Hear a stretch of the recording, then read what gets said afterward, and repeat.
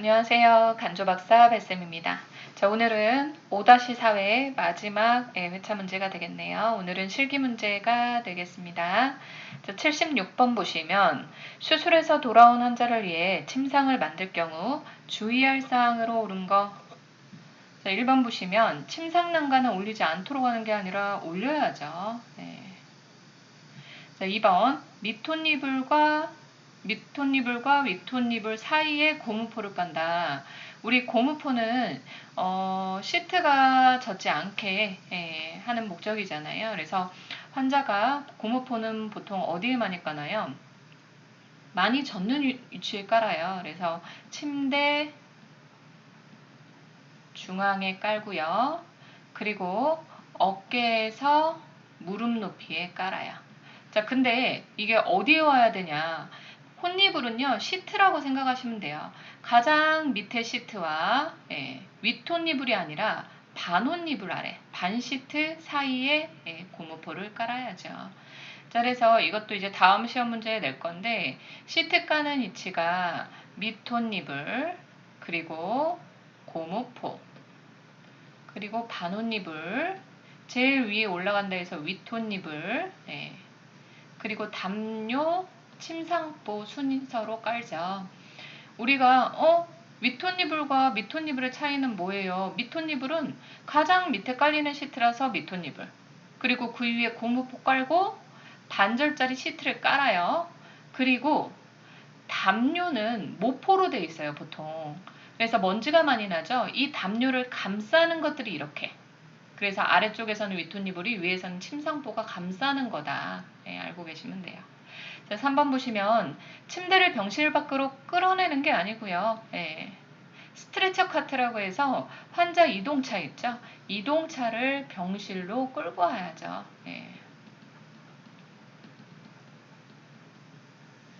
그래서 병실 안에서 환자를 옮기는 거고요. 자, 4번 보시면 윗톤이불은 솔기가 환자에 닿지 않도록 아래쪽으로 놓여지게 한다. 윗톤이불의 솔기는 항상 위로 가게 해야 돼요.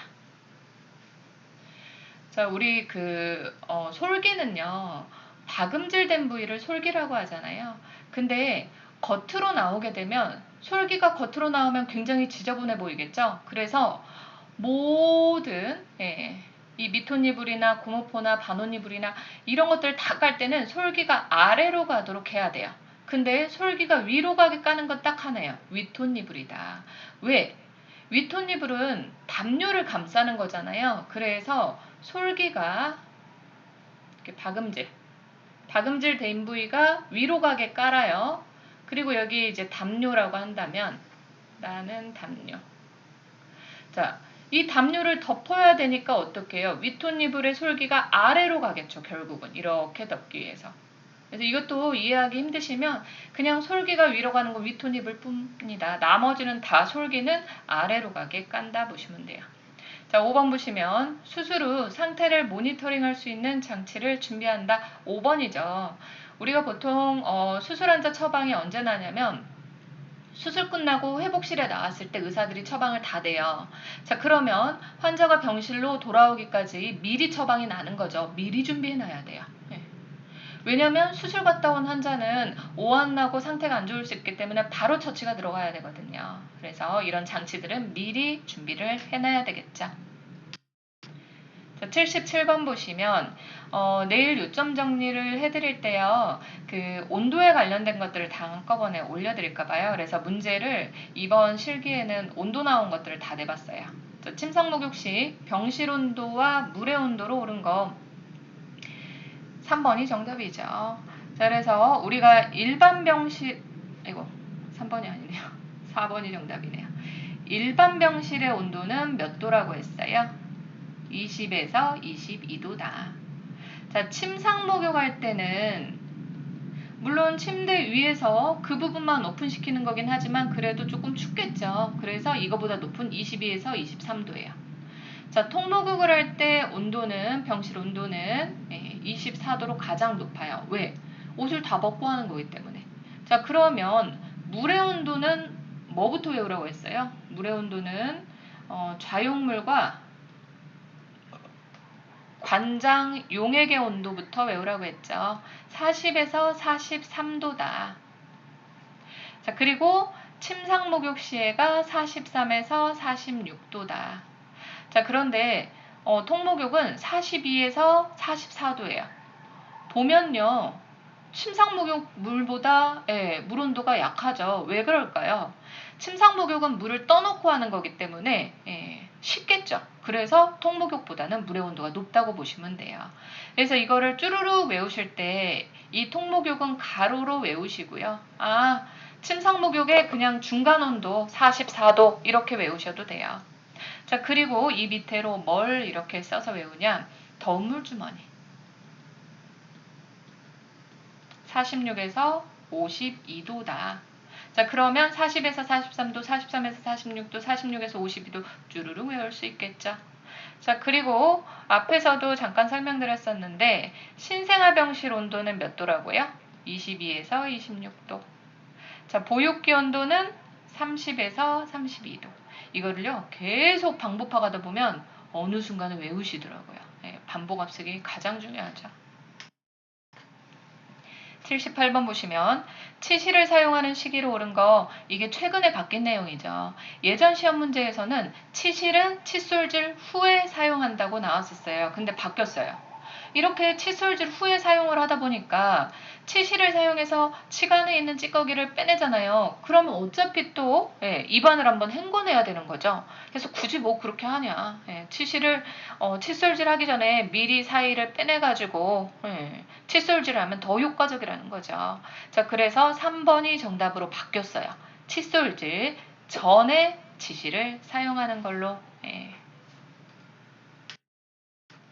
79번 보시면 하트만 솔루션 용액은 무엇을 말하는가? 우리 보통 실습 나갔다 오신 분들은 수액 같은 걸 되게 많이 보셨을 거예요. 근데 우리가 수액, 물론 처방은 의사가 내는 거긴 하지만 우리가 이 수액에 어떤 용액들이 어떤 이온들이 들어가 있는지 알고 있어야 되겠죠. 왜냐면 의사가 바빠가지고 진짜 이 환자가 나트륨 수치가 굉장히 높은 환자고 칼륨 수치가 굉장히 높은 환자인데 칼륨 수치를 믹스하라고 처방이 났어요. 그럼 어떻게 해야 돼요? 의사한테 한번 얘기를 해야 되겠죠.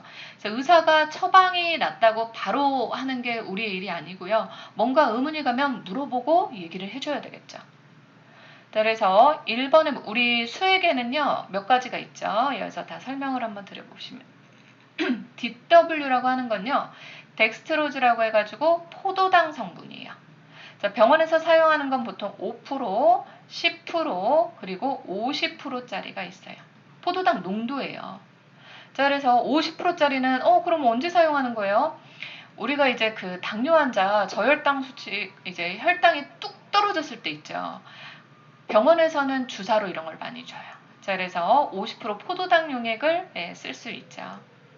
그래서 DW는 덱스트로즈라서 포도당을 말하는 거고요. 자, NS 들어보셨나요? 노말 셀라인이에요. 뭐가 들어있어요? 셀라인에는 나트륨이 들어있어요. 자, 그런데 우리 병원에서는 몇 프로짜리를 사용해요? 0.9%짜리. 우리 몸의 등장성 용액이죠. 자, 그리고 하프셀라인이라고 해서 0.5%짜리를 사용해요. 하프는 2분의 1을 말하는 거잖아요. 0.9%의 2분의 1만 들어가 있다 해서 하프셀라인이라고 하는 거예요. 자, 그리고 DS가 있어요. 자, D와 S가 만났어요. 그러면 뭐가 들어있겠어요? 포도당과 나트륨이 들어있는 거다. 자, 그리고 우리 지금 문제에 나온 핫솔이죠. 핫솔에는요, 셀라인이 들어있대요. S는 뭐라고요? NA죠. 근데 하트, 우리 심장을 말하는 거예요. 하트만 솔루션은 우리 심장에 물론 자율신경계에 의해서 심장이 자동적으로 수축을 하고 운동을 하는 거긴 하지만 심장을 수축하고 이완시킬 수 있는 이 이온들이 있어요. 이게 뭐냐? NaK, 칼슘이라고 보시면 돼요. 우리가 이제 보통 NA를 이제 소듐이라고 하고 포타슘, 칼슘이라고 하는데 이런 이온들에 의해서 하트, 우리 심장이 운동을 한다고 보시면 돼요. 자, 그리고 마지막으로 핫덱이 있어요. 하트만덱스. 자, H는 뭐라고요? NaKCA인데 D가 뭐라고 했어요? 포도당이 포함된 거예요. 예. 자, 그러면 우리가 수술할 때 가장 많이 사용하는 게 뭐냐? 핫솔이에요. 예. 심장에도 영향을 주고 우리 보통 이제 그 수술을 하게 되면 금식인 경우가 많잖아요. 우리 몸에 필요한 이온들을 보충해 주기 위해서 이런 것들을 쓰는 거죠. 그래서 만약에 환자분에서 이제 전해질 검사가 나갔는데 이 나트륨이나 칼륨 수치가 굉장히 높은데 의사가 핫솔 처방을 냈어요. 그러면 얘기를 꼭 해줘야 되는 거죠. 그래서 우리가 이런 수액에 어떤 이온들이 들어가 있는지를 꼭 알고 계시라는 거예요. 자, 1번에 보시면 5% 글루코스는 뭐예요? 5% DW고요. 자, 생리식염수는 0.9% 노말셀라인이죠. 생리식염수에 NS에 식염수는 써봐요. 식염수에 칼륨, 칼슘이 들어있다. 3번이 정답이네요. 자, 0.45% 식염수 하프셀라인이죠. 10% 덱스트로즈, 10% DW를 말하는 거네요.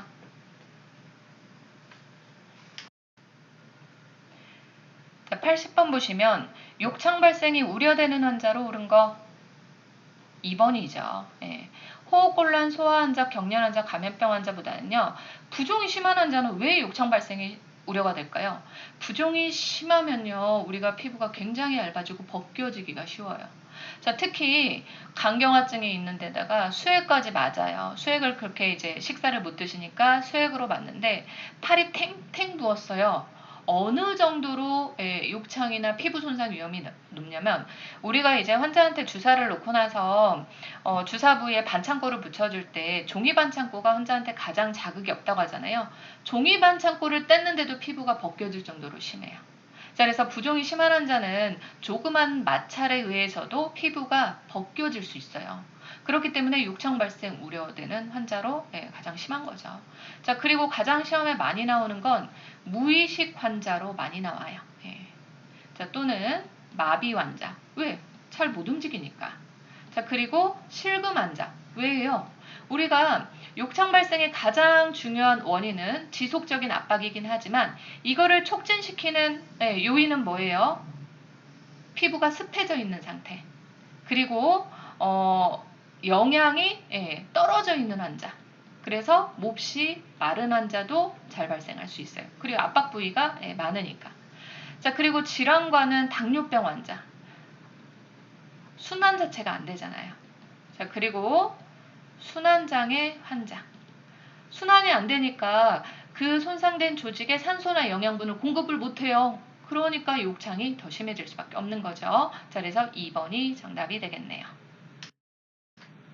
자, 81번 보시면 관장 시 관장통에 용액이 약간 남아있을 때 조절기를 잠그는 이유로 옳은 거. 저도 학원에서 이제 그 교육을 해봤지만 학원에 있는 그 관장통은요 굉장히 투명한 플라스틱 통으로 되어 있는데 실제로 병원에서는 그런 투명한 플라스틱 통을 사용하지 않아요. 왜냐하면 그 관장통이 소독을 해야 되는 경우도 있잖아요. 이거를 소독을 안 하고 계속 물로만 씻으면 찝찝하니까. 자, 그래서 이렇게 금속, 스테인레스로 된 것들을 많이 사용하거든요. 자, 그러면 우리가 이 부위를 여기에 꽂아요. 자, 그래서 이렇게 연결을 시켜요. 자, 그런데 우리가 환자한테 주기 전에도요. 이 라인에는 지금 뭐가 들어있어요? 공기가 들어있기 때문에 이 끝에까지 용액이 나오게 확인하고 환자한테 찔러요.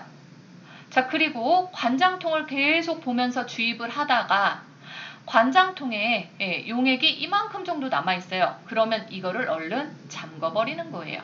왜? 이 안으로 공기가 들어갈 수 있으니까. 우리 배에 가스 차면 어떻게 해요? 배 엄청 아프고 힘들죠. 그러면 환자가 우리가 용액을 보통 관장을 하고 몇 분 보유하고 대변을 봐야 된다 그랬어요. 5분에서 15분을 참아야 되는데 가스가 주입됐으니 오랫동안 못 참겠죠. 그러면 효과가 떨어질 수밖에 없는 거예요. 자, 그래서 이런 라인이 있는 거는 환자한테 공기가 들어가지 않게 하는 게 가장 중요하다고 보시면 돼요. 자, 그래서 2번이 정답이 되겠네요. 자, 82번 보시면 근육의 길이를 변화시켜 근력을 증가시키는 운동으로 수영, 걷기, 조깅이 포함되는 거. 우리가 그동안에는요, 등척성 운동만 시험에 엄청 많이 나왔었어요. 그래서 2021년도에도 시험에 등척성 운동이 나왔었는데 2022년도에 등장성 운동이 시험에 나왔었죠. 네. 자, 그래서 우리가 그 전해 시험에 나왔던 것들도 틀린 보기로 나온 것들은 주의해서 잘 살펴봐야 돼요. 이런 것들은 뭐였지? 내가 모르면 책을 찾아보고 읽어보시는 거죠. 자, 그래서 근력을 증가시키는 운동인데 수영, 걷기, 조깅이고 근육의 길이를 변화시킨대요. 등장성 운동이 되는 거죠. 자, 등척성 운동은 특징이 뭐예요? 관절을 움직이지 않아요. 자, 걷기, 조깅, 수영 다 관절을 움직이는 거잖아요. 등척성 운동은 그래서 특정 근육만 강화시키는 운동이다. 그래서 대표적으로 어떤 환자들한테 많이 사용한다 그랬죠? 석고붕대 환자, 그리고 골다공증, 관절염, 퇴행성 관절염이죠. 환자한테 많이 사용한다. 특정 근육만. 왜냐하면 이 환자들은 석고붕대한 환자가 관절을 움직일 수는 없겠죠. 자, 그런데 관절을 움직일 수 없으니까 운동을 안 하면 근육이 얇아져서 나중에 낙상 위험성도 커지고요. 혈액순환도 안 좋아요. 자, 그래서 근육에 힘을 주는 운동인 등척성 운동을 해야 되는 거죠. 자, 그리고 등장성 운동은 관절을 움직이기 때문에 근육의 길이가 변해요. 자, 근데 근육의 힘은 변하지 않아요. 장력은 변하지 않는 게 등장성 운동이라고 보시면 돼요. 자, 그래서 등척성 운동과 등장성 운동을 비교해서 보시라고 했고요. 능동 운동과 수동 운동을 비교해서 보시라고 했죠. 능동 운동은 스스로 하는 운동. 자, 수동 운동은 누군가 해주는 운동. 다른 사람이. 자, 스스로 운동하기 때문에 근육 운동도 되고 관절도 움직일 수 있어요. 근육 운동도 되고 관절 가동도 움직일 수 있다. 자, 그래서 근육을 사용하지 않아서 줄어드는 불사용 위축도 예방할 수 있고요. 자, 그리고 관절이 굳어버리는 경축도 예방이 가능해요. 자, 그런데 수동운동은 누군가 해주는 거잖아요. 내가 힘이 가해져서 운동을 하는 게 아니고 누군가 해주는 거기 때문에 근육을 사용하지 않아요. 그래서 불사용의 축은 예방을 못해요. 뭐만 예방할 수 있어요? 관절이 굳는 경축만 예방할 수 있는 거라고 보시면 돼요. 자, 83번 보시면 침상에서 편마비 대상자를 앞에서 보조하며 일으켜 세울 때 돕는 방법으로 옳은 거 제가 순서대로 써놨어요. 자, 1번 보시면 환자의 발을 무릎보다 살짝 앞으로가 아니죠. 환자의 발끝을요, 무릎보다 안쪽으로 옮겨줘야 돼요. 자, 다들 여기 앉아 계시잖아요. 그래서 무릎보다 살짝 발을 앞으로 빼내서 일어나 보세요. 절대 못 일어나요. 그래서 안쪽으로 옮겨주고요. 자, 2번에 보시면 간호조무사는 자신의 무릎으로 건강한 쪽이 아니라 마비된 쪽을 지지해 주는 거죠. 우리가요, 편마비 환자 문제가 굉장히 많이 나오는데 항상 편마비 환자는 건강한 손으로 건강한 다리로 본인이 지지를 하는 거고 간호조무사는 어느 쪽을 지지해 주는 거다? 마비된 쪽을 지지해 준다고 보시면 돼요. 자, 그래서 마비된 쪽을 지지해 주는 거예요. 옆에서 보조할 때도 똑같아요. 마비된 쪽 옆에 서서 지지를 해주는 거죠. 자, 3번. 양손으로 환자의 어깨를 어떻게 잡고 일어나요? 어디를 잡고 일어나야 돼요? 허리를 잡고 일어나야죠. 자, 4번. 환자가 좀 더 많은 보조가 필요하다면 간호조무사의 어깨로 환자의 가슴을 지지하도록 한다. 4번이 정답이네요. 환자가 좀 더 많은 보조가 필요하다면이 무슨 말이냐면 우리가 딱 일어났어요. 일어나면 이제 다리가 고정이 되면 뭐가 흔들리냐? 상체가 중심을 못 잡고 흔들려요. 그렇기 때문에 환자가 딱 이렇게 일어서서 지지할 때까지 어깨로 지지를 해주는 거죠. 자, 5번. 대상자가 선자세를 취하면 바로 손을 떼면 안 돼요. 중심이 안 잡혀요. 그래서 균형을 잡을 수 있을 때까지 잡아줘야 되는 거지요. 84번 보시면 운동 시 호흡수의 변화로 오른 거, 이게 실제 시험 문제 예전에 뭘로 어떻게 많이 나왔었냐면요. 혈액 속에 이산화탄소량이 증가했을 때 호흡수나 맥박수의 변화로 오른 거, 이런 식으로 시험에 많이 나왔었어요. 어떻게 돼요? 증가하죠. 네. 자, 우리가요, 운동을 하게 되면 각 조직에서 산소를 소비해요. 자, 그러면 뭐가 많아져요? 이산화탄소가 많아지죠. 예. 자, 그러면 우리는 뭐를 통해서 산소를 들여오고 이산화탄소를 내뱉어요? 호흡을 통해서죠. 호흡을 통해서. 예. 그러니까 이산화탄소가 많고 산소가 적으니까 호흡이 빨라지겠죠. 자, 그러면 산소가 들여왔어요. 뭐를 통해서 전신에 보내줘요? 혈액을 통해서 보내주다 보니까 맥박이 또 빨라지는 거지요. 예. 그래서 운동 시에 이산화탄소가 증가했을 때는 호흡수와 맥박수가 증가한다고 보시면 돼요. 85번 보시면 천식 환자에게 에피네프린, 아미노필린을 투여하는 이유로 옳은 거 1번이죠. 우리 에피네프린, 아미노필린 기초약류 쪽에 나왔었죠. 무슨 약인가요? 기관지 확장제죠. 그래서 시험에는 이제 천식 환자한테 쓴다, 이런 식으로 많이 나왔던 것 같아요. 그래서 기관지 평활근을 이완시키기 위해서다. 우리 평활근이 뭐냐면요. 이건 이제 해부학 쪽에 나오는 거죠. 우리 근육은 평활근, 또 다른 말로 뭐라고 하냐? 민무지근이 있고요. 그리고 횡문근, 가로무늬근이 있어요. 근육의 무늬가. 네. 자, 횡문근 가로무늬근은요. 자, 현미경으로 봤더니 이렇게 가로무늬가 되어 있더래요. 근육이. 왜 이렇게 되어 있을까요? 많이 수축이완을 해야 되니까 이렇게 가로 줄무늬로 되어 있어서 수축이완이 많이 될 수 있게 만들어 놓은 거예요. 자, 그래서 횡문근 가로무늬근은 어떤 근육에 있느냐? 골격근. 우리 얼마나 많이 손가락 움직이고 팔 굽혔다 펴고 맨날 걸어요. 그래서 근육이 자주 수축이완을 해야 되니까 골격근이 횡문근 가로무늬근으로 되어 있고요. 자, 그리고 평활근 민무늬근은 모든 장기나 혈관들을 감싸고 있는 근육이 평활근 민무늬근이라고 보시면 돼요. 근데 딱 하나만 횡문근인 게 있어요. 심근이에요. 심장근육. 우리 맥박수가 1분에 몇 회가 정상이에요? 성인에서. 분당 60에서 100회가 정상이죠. 자, 그럼 그만큼 1분 동안 60에서 100회를 계속 수축이완을 해야 돼요. 얼마나 많은 일이래요. 그러니까 근육이 심장 근육만 횡문근으로 돼 있는 거다. 그래서 예전에 해부학 쪽에서 시험에 이 근육 문제가 나왔을 때 이 시험 문제가 많이 나왔었어요. 왜? 모든 장기는 내 마음대로 움직일 수 없는 불수의근인데, 자, 불수의근이면서 횡문근인 건 딱 하나. 심근이니까 이게 시험에 많이 나왔었죠. 자, 그래서 그래서 1번에 기관지 평활근, 평활근을 이완시키는 작용을 하는 게 에피네프린과 아미노필린이라고 보시면 돼요. 자, 그러면 여기에서 다른 것도 외우고 넘어가시는 게 좋겠죠. 이거 외에도 기관지 확장제 이름이 뭐가 있나요? 에페드린,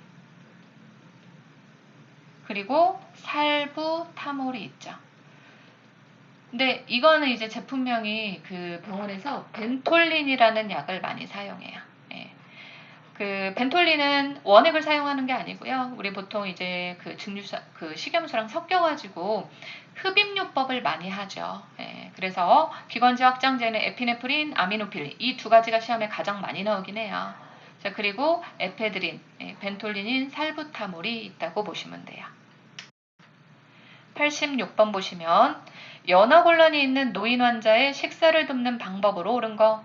1번, 식사 후에 누워서 쉬면 안 되겠죠. 가능한 식사 후에는 30분 동안 앉아있도록 하는 게 좋고요. 자, 2번, 농도가 진한 음식보다 묽은 액체 안 좋아요. 우리가 연화곤란이 있는 환자는 삼키는 능력이 떨어졌잖아요.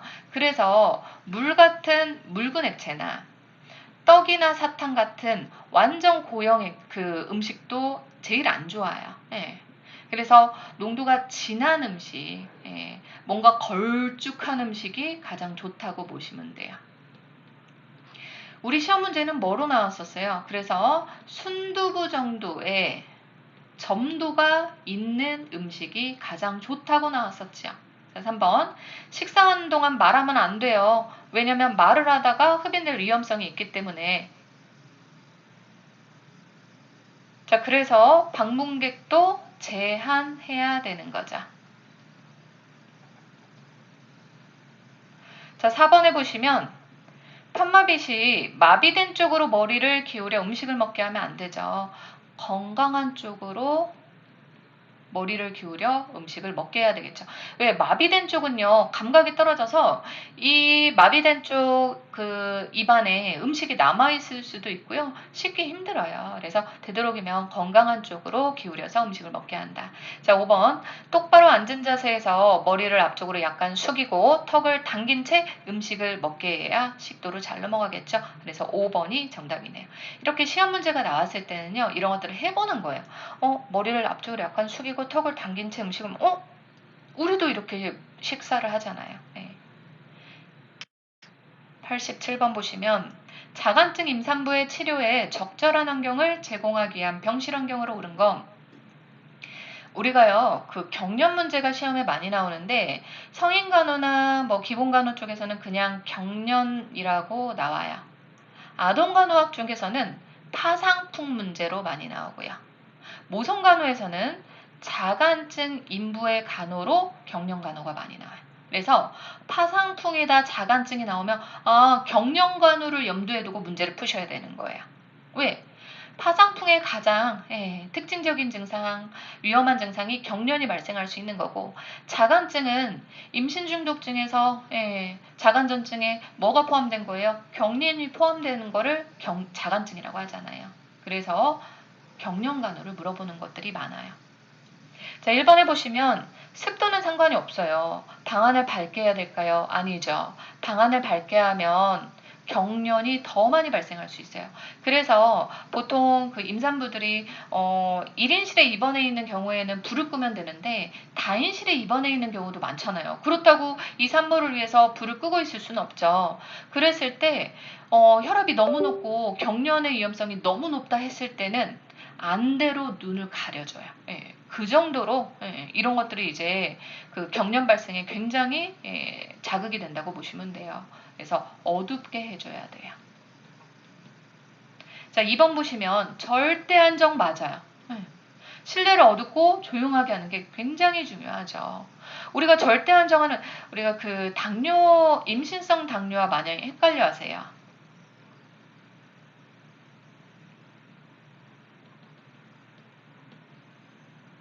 임신성 당뇨는 규칙적인 운동 하는 게 좋아요. 당 조절을 해야 되니까. 자, 그런데 자간증 환자는요, 절대 안정이에요. 움직이면 안 돼요. 경련 위험성도 있고요. 만약에 움직이다가 낙상이 발생하면 더 위험하겠죠. 자, 그래서 절대 안정이고요. 그리고 혈압도 더 높아질 수 있기 때문에 절대 안정이다. 자, 그리고 3번에 보시면 경련이 심할 때 억제제 사용하면 안 된다고 그랬죠. 손상의 위험성이 더 커진다고 그랬어요. 4번. 가능하면 여러 산모와 함께 입돌해서 불안을 제거해준다? 아니에요. 주의 환경 자극을 최소화해줘야 돼요. 자, 그래서 만약에 다인실에 있어야 되는데 너무 시끄럽고 산모가 너무 신경 쓰인다고 하고 스트레스 받는다고 해요. 그러면 분만실에까지 내리는 경우도 있어요. 자, 5번. 직사광선을 쏘여 굴욕경 예방 안 된다 그랬죠. 그래서 2번이 정답이 되겠네요. 88번 보시면 간호조무사의 직무로 옳은 거 1번 환자에 대한 투약을 시행한다 이렇게 나오면 틀려요. 뭐라고 나와야 돼요? 간호사의 지시 감독하에라고 나오면 맞아요. 자, 간호사의 지시하에 업무를 조력하는, 도와주는 역할을 한다. 2번이 정답이고요. 자, 드레싱을 한다. 의사가 할 일이죠. 우리는 드레싱 준비라고 나와야 답이 돼요. 자, 그리고 검사물을 채취하는 거가 아니고 검사물을 수집한다고 나와야죠. 자, 환자에 대한 간단한 치료, 치료를 하는 게 아니라 진료를 보조하는 역할이다. 89번 보시면 노인에게 권장되는 식이로 옳은 거 1번 고나트륨 아니죠. 자, 나이가 들수록 노화에 따라서 맛에 대한 감각이 떨어져서 짠맛이나 단맛을 못 느낀다고 했어요. 그래서 나트륨을 많이 섭취하는데 이런 것들은 혈압을 높이는 원인이 될 수 있겠죠. 그래서 나트륨 적게 섭취하고요. 자, 우리 고연령 아니죠. 연령이 증가하면서 신체 활동도 줄어들고 기초 대사량도 감소를 해요. 자, 그런데 연령만 높으면 어떡해요? 살이 찌겠죠. 자, 그래서 신체 활동도 줄어들고 대사량도 줄어들기 때문에 에너지 요구가 감소해요. 열량 섭취도 감소해야 되는 거다. 자, 3번. 그래서 반대로 생각하면 임산부들은 열량 섭취 어떻게 해야 된다고요? 증가시켜야 된다고요. 왜? 대사율이 증가한다 그랬잖아요. 자, 3번. 고콜레스테롤 아니죠. 우리가 콜레스테롤은요. 성인병을 일으키는 동맥경화증의 원인이 돼요. 그래서 콜레스테롤 과잉 섭취하면 안 되고요. 자, 그리고 지방을 섭취해야 되면 포화가 아니라 불포화 지방을 섭취하는 거다. 포화 지방은 동물성 기름이에요. 많이 섭취하면 콜레스테롤이 높아지겠죠. 자, 그래서 비만이나 심혈관 질환 이런 것들을 유발할 수 있기 때문에 불포화 지방 섭취하는 거고요. 칼슘 맞죠. 우리가 노화에 따라서 골다공증, 특히 여성은 폐경기 이후, 남성은 60세 이후부터 골다공증이 심해지기 때문에 칼슘은 권장되는 시기고요. 이 외에도 뭐 수분 섭취, 그리고 섬유소를 섭취해서 변비를 예방하고, 그리고 철분 섭취, 단백질은 꾸준히 유지를 해야 된다고 보시면 돼요.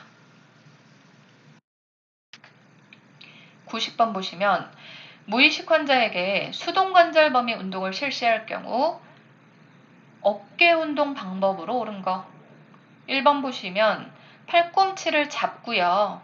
손목을 어깨 쪽으로 한번 본인 스스로 해보세요. 손목을 어깨 쪽으로 구부렸다가 펴준대요. 뭐예요? 굴곡했다가 신전하는 거죠. 근데 어디를 잡았어요? 팔꿈치 운동이지요. 자, 전완 부위를 잡고 손가락을 아래로 향한 후 다시 위로 향하게 한다. 어디가 움직여요? 전완 부위를 잡고 손바닥을 아래로 한 후 다시 위로 향해 보세요. 전완 부위 운동이죠. 여기 앞에 이렇게 나오잖아요. 자, 그러면 손바닥을 아래로 했다가 다시 위로 하는 게 어떤? 아래로 하는 거는 회내 운동이고요. 위로 하는 거는 회외 운동이 되겠네요. 자, 3번. 팔을 몸통에서 멀어지게 한다. 이걸 뭐라고 해요? 외전이라고 하죠. 그리고 다시 몸통 옆에 갖다 놓는다. 자, 팔을 몸통에서 멀어지게 해보세요. 본인 스스로. 어디가 움직여요? 어깨 운동이 되는 거죠. 자, 그래서 3번이 정답이네요. 머리를 손으로 지지해서 귀가 어깨 닿도록 옆으로 기울여보세요. 기울여보세요. 뭐가 기울여요? 목과 머리 운동이네요. 자, 손목을 엄지손가락으로 자, 손바닥을 보는 이 문제를 풀면서 한번 해보세요. 자, 손바닥이 내 얼굴 쪽을 향하게 들어보세요. 자, 그리고 엄지손가락 쪽으로 구부려보세요. 이걸 뭐라고 해요? 외전. 중앙에서 멀어졌으니까 새끼손가락 쪽으로 구부려보세요. 중앙으로 들어오죠? 내전인 거예요. 이건 어디 운동이에요? 손목의 운동이 되겠죠. 그래서 3번이 정답이네요. 91번 보시면 환자의 지팡이 보행을 도울 때 안전의뢰의 지팡이에서 확인해야 될 사항을 옳은 거 고무받침이죠. 이거는 뭘 방지하는 거죠? 미끄럼 방지죠. 가장 주 목적은 미끄럼 방지인데 소음 방지 목적도 있어요. 엄청 시끄럽죠. 그래서 목발이나 보행기 이런 것들을 사용하기 전에 항상 이런 그 고무받침이 닳진 않았는지 꼭 확인해야 되죠. 92번 보시면 온요법 적용 시 치료 효과로 옳은 거 1번 지혈이나 부종경감을 위해서 하는 거는 우리 지혈의 목적 혈관을 수축시켜서 지혈하는 목적이 있다. 근데 부종경감은요 온요법도 되고 냉요법도 다 가능하죠. 근데 지혈이기 때문에 이거는 냉요법이 되는 거예요. 자, 우렬 상태를 증진시킨다. 온요법은요 우렬이 뭐예요? 우리 앞에서 정맥, 우렬 나왔었고요. 유방, 울혈 나왔었어요. 혈액이 울고 있나요? 아니죠. 뭔가 고여있는 상태를 우렬이라고 하는 거예요. 자, 유방에 고여있어요. 뭐가 고여있겠어요? 예. 그 젖이 분비가 안 되고 유방에 차 있는 전몸살을 말하는 거고요. 정맥우렬은 정맥혈관에 혈액이 심장으로 들어가지 않고 고여 있는 걸 정맥우렬이라고 해요. 자, 그래서 우렬 상태를 증진시키는 게 아니라 따뜻한 걸 대주면 순환이 잘 되니까 덜어주기 위해서 하는 거고요. 대사과정 증진시키죠. 환원과정 촉진시키죠. 3번이 정답이네요. 근데 우리가 굳이 환원 과정을 촉진해야 되는 이유가 있나요? 우리 그 골반내 감염에 걸렸을 때요. 골반내 감염이 위험한 이유가 골반 주위로 장기들이 굉장히 많잖아요. 예. 자, 그랬을 때 진짜 골반내 감염이 심한 환자분들은요. 걷고 움직이면 주위 장기로 그 감염이 세균이 다 퍼질 수 있어요. 혈액을 타고 굉장히 위험하죠. 그래서 입원해가지고 절대 안정시켜요. 그리고 반자위를 취해서 아랫배 쪽에 온요법을 대줘요. 핫팩을 대주는 거예요. 그러면 환원 과정이 촉진되니까 여기 중앙으로 자궁 쪽으로만 그 감염이 모이겠죠. 자, 그러면서 항생제 3가지를 막 때려 붓는 거예요. 그래서 진짜 환원 과정을 촉진하기 위해서 이렇게 치료 방법으로 온요법을 사용하기도 해요. 자, 4번 출혈시 혈관을 수축시키기 위한 거다. 냉요법. 국소부위 신경말단 일시 순간 마취를 위해서 냉요법이죠. 그래서 우리 그 성형외과 여성분들 많이 가보시면 그 뭐죠? 보톡스 같은 거는 침을 이제 직접 피부에 찌르잖아요. 그랬을 때 통증이 있으니까 먼저 얼음주머니를 대줬다가 한 10분 정도 대줬다가 나중에 이제 주사를 놓으면 감각이 떨어지니까 순간 마취가 되는 거죠. 그래서 이것도 냉요법이라고 보시면 돼요. 93번 보시면 기관절개를 시행한 환자에게 캐뉼라가 빠진 것이 발견됐다. 이때 처치로 오른 거. 우리가 이게 이제 그 기관절개관인데 이게 빠져버리는 경우가 있어요. 그러면 언제 빠져요? 환자가 진짜 큰 기침을 했을 때는요. 이렇게 끈을 이렇게 달고 있는데도 빠져요? 예.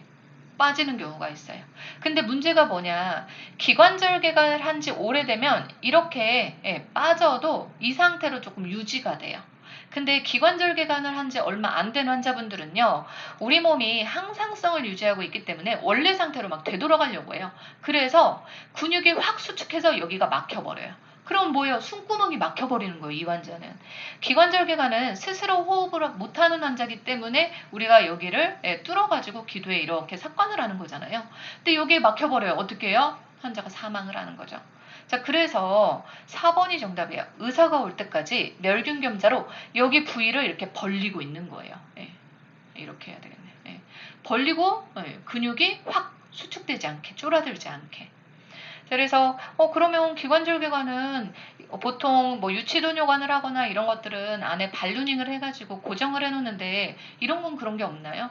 그래서 기관절개관은 종류가 굉장히 여러 가지예요. 지금 여기는 이제 발루닝을 하는 걸로 돼 있잖아요. 여기에 이제 풍선이 달려 있어서 공기를 주입하게 돼 있어요. 근데 이런 것들의 안 좋은 점이 뭐냐? 공기가 물론 환자의 점막을 압박하지 않을 정도로 공기를 집어넣긴 하지만 이게 반복적으로 계속되면 점막이 손상될 수 있겠죠. 그래서 보통은 발루닝이 없는 상태인 기관절개관을 많이 집어넣어요. 자, 그래서 주의를 해야 되겠죠. 그렇다고 이 끈을 꽉 조여매도 안 돼요. 환자의 피부가 손상될 수 있기 때문에 주의 깊게 잘 살펴봐야 되는 거죠. 94번 보시면 자연분만 후 몇 시간 동안 자연배뇨가 없을 시 보고해야 되는가? 3번이죠. 6시간이에요. 자, 우리가 자연분만 후 몇 시간 안정이죠? 8시간 안정이고요. 자, 그리고 자연배뇨하는 건 6시간 이내 확인하는 거예요. 자, 그리고 제왕절개는요. 몇 시간 안정이죠? 24시간 안정이에요. 왜냐면 우리가 복부만 연다고 아기가 나오는 게 아니고 복부 절개하고 복막 절개하고 자궁 절개하고 아기를 꺼내요. 다시 닫고 해요. 그 과정에서 만약에 환자가 그냥 그날부터 움직여버리면요. 복부 수술한 환자분들은 그날 움직이면 그 부위가 파열될 수 있어요. 수술 부위가. 그래서 보통 24시간 안정이에요. 자, 그리고 24시간 안정, 누워 있어야 되니까, 침상에만 누워 있어야 되니까 유치도뇨관을 달고 있어야 되겠죠. 자, 그래서 유치도뇨관도 24시간 유지예요. 네, 24시간 안정이니까. 제왕절개 환자는. 네. 자, 그리고 이걸 언제 빼냐? 네, 24시간 후에 제거해요. 자, 이 제거하고 자연 배뇨하는지 몇 시간 이내 확인해요? 4시간에서 6시간 이내 확인한다. 보통은 자연 배뇨를 다 모든 수술에서 아니면 자연분만에서 6시간 이내를 확인하는데 왜 소변줄 빼고 4시간, 6시간 이내로 더 줄어드냐? 4시간이 들어가잖아요. 우리가 보통 이렇게 수술한 환자분들은 금식이에요. 금식인 경우가 많아요. 전신마취 수술이기 때문에. 자, 그래서 수액이 성인의 일반적으로 뭐 3000cc가 들어가죠. 그래서 4시간에서 6시간이지 이게 외우기 힘들면 그냥 6시간으로 외우셔도 돼요. 예.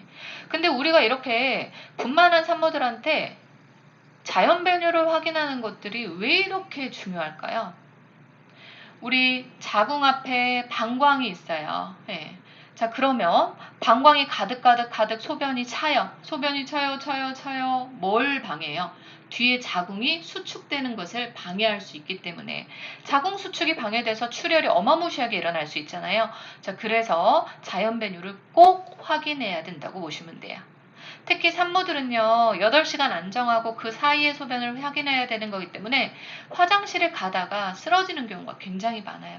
그래서 설명할 때, 자, 소변 몇 시까지 보셔야 되는데, 혼자서 가시면 쓰러질 수 있기 때문에 꼭 보호자 동반해서 화장실 갔다 오세요라고 설명을 해야 되겠죠. 95번 보시면 대변 검사 방법으로 옳은 거 이 시험 나왔을 때 문제를 몇 분 많이 틀리셨어요. 왜냐면 이게 실제 책에서 2, 3mg으로 나왔었고요. 그동안 시험에 한 번도 안 나왔었거든요. 근데 보시면요. 만약에 가끔씩 이렇게 문제가 출제될 때 책에 없는 내용들이 나오는 경우가 있어요. 그런데 네 가지 보기는 책에 나온 내용이고 한 가지만 책에 안 나온 내용이 많아요. 예. 그러면 이거는 안 나온 내용이니까 놔두고 다른 것들 한번 보시면 돼요.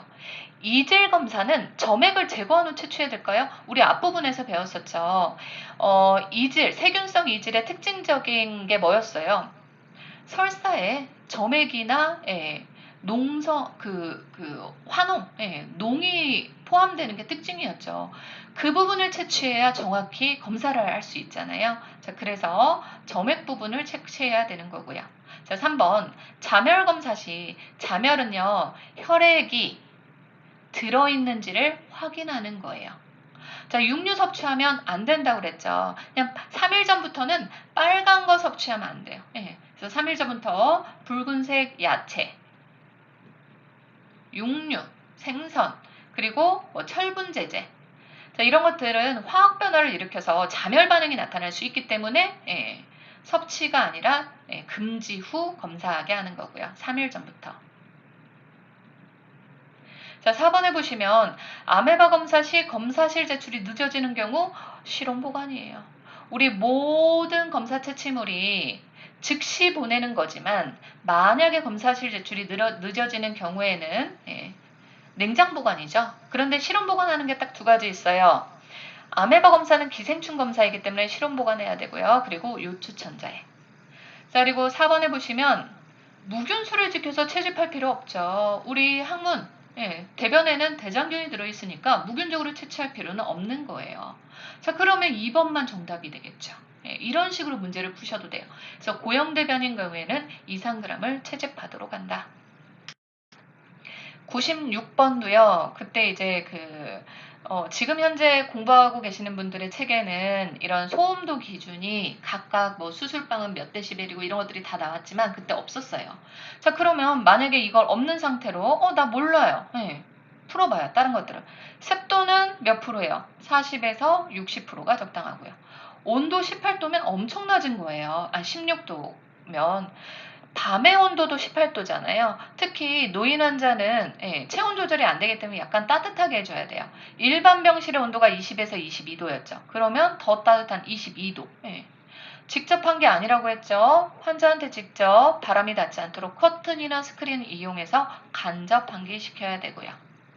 자, 자연광선을 피하고 인공조명을 사용할 필요는 없어요. 우리가 자연광선 중에서 자외선은 구루병을 예방하는 비타민 D가 흡수될 수 있잖아요. 그래서 자연광선을 쬐되 단 얼굴이나 눈에만 직사되지 않도록 하면 되는 거라고 보시면 돼요. 자, 그러면 1번만 답이 되는 거죠. 자, 그래서 이런 식으로 만약에 내가 모르는 문제다 당황하지 마시고 다른 것들을 이렇게 쳐나가 보세요. 우리 일반 병실, 병원의 병실의 소음도 기준은 35에서 39데시벨이에요. 그러면 우리 그 책에 소음도 기준이 굉장히 많이 나오는데 어떻게 외워야 돼요? 그걸 어떻게 다 외워요? 그래서 일반 병실 것만 우선 외우시고요. 그래서 35에서 39데시벨이니까 40데시벨 미만으로 하는 거 맞고요. 그리고 조도가 나왔었죠. 일반 병실의 조도. 이건 시험에는 안 나왔는데 이런 그 소음도 기준이 나왔기 때문에 추가가 된 것 같아요. 그래서 일반 병실의 조도는 몇 럭스예요? 최저 조도가 150이고요. 표준이 200이고 최고 조도는 300럭스까지 유지할 수 있어요. 이것도 외우기 힘들어요. 200으로 그냥 외우세요. 그러면 조금 더 쉬워지겠죠. 97번 보시면 유치도뇨관 제거 시 가장 먼저 해야 될 거 4번이죠. 주사기로 도뇨관 풍선의 액체를 먼저 빼내야 돼요. 유치도뇨관은 고정시키기 위해서 이렇게 발루닝을 하잖아요. 이 발루닝을 할 때 생리식염수 사용하나요? 증류수 사용하나요? 멸균, 증류수 사용한다. 왜 생리식염수 사용하면 안 된다 그랬어요? 우리 생리식염수에는 나트륨이 들어있죠. 오랫동안 이렇게 넣어놓다 보면 결정체, 소금 덩어리가 형성이 될 수 있어요.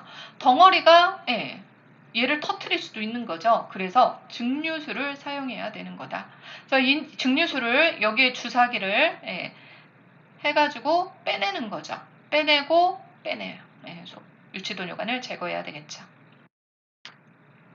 98번 보시면 고압증기 멸균기를 사용해 수술기구를 소독하는 방법으로 옳은 거. 1번 보시면 잠겨있거나 뚜껑이 있는 것은 열고 소독이에요. 1번이 바로 정답이네요. 우리 여기 보시면요. 이거는 이제 꺼즈통이에요. 엄청 큰 꺼즈통인데 여기 보시면 이 뚜껑을 열어도 되는데 크기 때문에 이거를 열지 못하는 경우도 있잖아요. 이렇게 쌓다 보면. 자, 그래서 여기 부분을 보시면요. 이거를 움직일 수 있어요. 이쪽으로 갈 수 있게 해요. 자, 그래서 이쪽으로 열면 여기 보시면 구멍이 이렇게 뽕뽕뽕뽕 뚫려 있죠. 열려요. 그리고 이쪽으로 하면 구멍이 닫히는 거예요. 그래서 이런 것들은 뚜껑이 있는 것들은 여기도 이제 열어서 반절 정도 열어서 해줘야 되는 거고요. 이런 것들은 열고 소독하는 거예요. 자, 2번에 보시면 꾸러미의 크기가 너무 크면요. 멸균이 잘 안 되겠죠. 그래서 보통 이제 고압증기가 이렇게 생겼는데 이 안에 트레이는 다 빼버려요. 왜냐면 트레이 사이사이에만 집어넣으면 몇 개 안 들어가죠. 그래서 트레이를 다 빼놓고 무거운 것은 밑에 넣고 가벼운 것을 위로 이렇게 쌓아요. 근데 꾸러미의 크기가 너무 여기까지 막 다 가득 차게 하면 증기가 침투가 잘 안 될 수 있기 때문에 60cm 이상 넘지 않도록 하고요. 습기가 침투될 수 있도록 너무 크지 않게 쌓는다. 자, 3번 무거운 물건은 멸균기 아래에 넣어야 되고요. 가벼운 것은 위에 넣어야 되겠죠. 쓰러지지 않게. 자, 4번에 보시면 방포가 이거예요. 멸균포로 사용되는 거죠. 방포는 두 겹으로 박음질이 돼 있어요. 한 겹은 너무 얇잖아요. 자, 그래서 두 겹의 방포에 여러 가지가 아니라 한 가지 물품만 넣어요. 여러 가지 물품을 함께 넣었을 때 다른 한 개 빼고 다른 거를 다시 감아 놓을 수가 없잖아요. 그래서 한 가지 물품을 싸서 두 번 감싸는 거예요. 그래서 두 겹의 방포에 한 가지 물품만 넣고 두 번 감싸는 거다. 그래서 이렇게 그 방포에는 끈이 달려 있어요. 이렇게. 그래서 끈으로 돌돌돌 말아가지고 싼 다음에 인디케이터를 붙여가지고 이렇게 멸균을 하면 검은색으로 멸균 표시 변화가 나타나는 거죠. 자, 나사가 있는 기구 조여서 싸면 안 된다고 그랬죠. 풀어서 싸야 돼요. 이런 것들도 다 이렇게 풀어서 싸는 거죠. 다 풀어야 돼요. 99번 보시면 신생아 모유 수유 시 수유 방법으로 옳은 거 1번 수유 전에 기저귀를 갈아줘야 돼요. 그래서 목욕 전 수유 전에 기저귀를 갈아서 신생아들도 깔끔한 상태에서 모유를 먹는 게 좋겠죠. 그리고 만약에 모유 먹다가 모유 먹은 다음에 바로 눕혀가지고 목욕하고 수유하다 보면 토할 수도 있잖아요. 자, 2번 수유 후에 트림을 시킨다. 우리가 트림을 시키는 이유는 뭐가 약하기 때문이죠? 위, 분문괄약근이 약하기 때문에 아기가 가스가 많이 차면 토해버릴 수 있어요. 우리가 괄약근이 뭔가 역류되지 않게 해주는 역할을 하는데 우유가 들어가면 확 닫혀야 되는데 이 괄약근이 미숙하다 보니까 열려서 토해버리는 거예요. 그래서 2번이 정답이고요. 자, 신생아를 바닥에 똑바로 눕힌 자세는 안 돼요. 눕혀서 먹이면 흡인성 폐렴의 위험성도 높고요. 중이염 발생 위험도 굉장히 높아질 수 있죠. 그래서 편안한 자세에서 아기를 안고 먹여야죠. 자, 젖꼭지만 살짝 물게 하면 안 되죠. 유륜까지 깊숙이 넣어서 먹여야 돼요. 우리가 젖꼭지만 넣으면요, 젖이 안 나오니까 아기가 막 점점 더 세게 빨겠죠. 배고프니까. 그러면 유두 균열까지 발생할 수 있어요. 그래서 유륜까지 깊숙이 넣도록 하고요. 자, 5번. 유방을 바꾸어가면서 먹여야 돼요. 왜? 우리가 10분, 20분 먹이라고 했는데, 한쪽에 15분 먹였으니까 이쪽은 그냥 다음에 먹어야 되겠다. 안 돼요. 유방 우열, 전몸살 생기죠. 그래서 우리가 양쪽 유방을 충분히 비워줘야지 뇌에서 얘기는 크니까 조금 더 우유가 더 많이 필요한가 보다 더 생성하고 더 생성하고 더 생성하고 애기도 그만큼 모유 수유량을 충분히 섭취할 수 있는 거라고 보시면 돼요. 그래서 충분히 비워줘야 돼요. 100번 보시면 비위관을 삽입하는 중에 환자가 헛구역질을 하면서 구토를 하려고 한대요. 이때 간호조무사가 취해야 될 간호로 옳은 거 잠깐 쉬게 한다. 우리 모든 처치에서요. 환자가 무슨 부작용이 있거나 이상이 나타나면 중단해야 돼요. 특히 비위관을 삭간하고 있는데 헛구역질을 한다는 건요. 목구멍 안쪽으로 이게 잘못 나왔다는 거예요. 비위관이. 그래서 계속해서 구역질을 하면 펜라이트와 서랍자로 튜브가 목 뒤에 꼬여있진 않는지 확인을 해야 돼요. 그래서 환자를 잠깐 쉬게 하는 거다 알고 계시면 돼요. 그리고 내일은 토요일은 요약을 해서 한번 올려드릴 거예요. 오늘도 잘 들으셨다면 좋아요, 구독 부탁드리겠습니다. 오늘도 고생하셨습니다.